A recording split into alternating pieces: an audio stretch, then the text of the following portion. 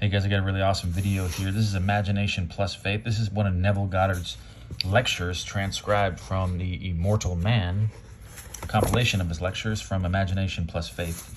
And this is his own testimonial where he was drafted in 1942 when he was 38 into the military and how he was honorably discharged. I'm going to start up here. I may be a shock to the whole vast world, but I cannot avoid telling the story. I have experienced it. I can only share with you what I know. I am telling you that if you dare to assume the feeling of the wish fulfilled and walk in the assumption that it is so, ignoring the senses, ignoring the facts of life that deny it, in a way you do not know, it will become a reality in your world. This is what I mean by imagination plus faith. These are the realities out of which we fashion in our world, or our world. I was drafted in 1942 at the age of 38. I knew I didn't want any part of it. Nevertheless, I was drafted and sent to Louisiana. After 3 months in boot training, I decided I would do something about it by applying this principle. First of all, I asked for an honorary discharge. A regulation had come down from Washington that if a man was 38 before March 1st, 1943, he was eligible for discharge. It didn't say it was automatic. If his commanding officer felt he needed him in his company, his decision was final. You could not appeal it to any higher position. I applied based on the fact that I was eligible as was 38 before March 1st, 1943. The application came back marked disapproved and signed by my commanding officer.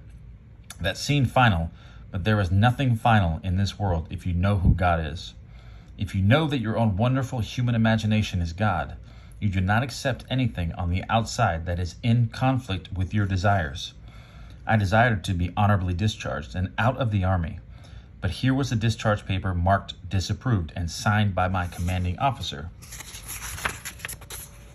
That night, as I retired in my barracks, with all these men around me, I assumed I was in my own apartment in New York City. I had left a wife and little girl only a few months old when I was drafted, so I imagined I was home. My wife is in that bed.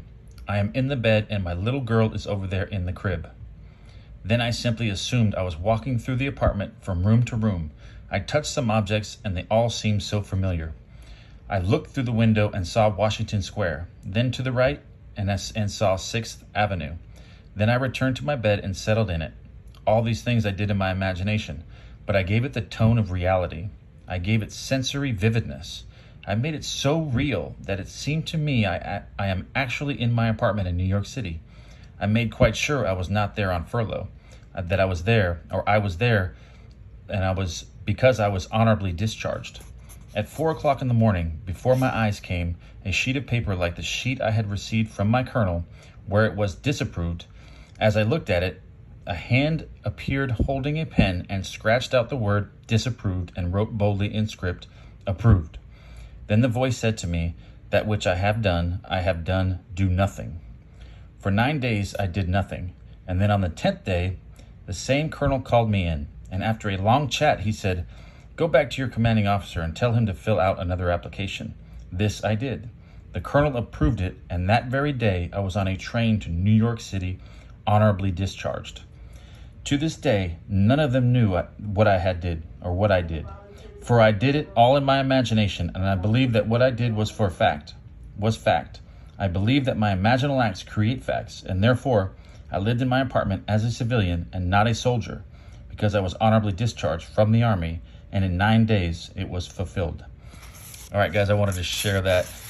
That was where, before I had put this, I had another video with this same testimony from Neville Goddard, but he didn't say it was actually him, and it was kind of controversial whether it was him or not. But this actually shows that it was his actual testimony, and it's in the Power of Awareness as well. But this was one of his lectures that he transcribed here from Immortal Man, where he actually confirmed that it was his own experience. I knew I had saw it somewhere before, but here it is, guys. I hope you like this. Comments, questions. Thank you.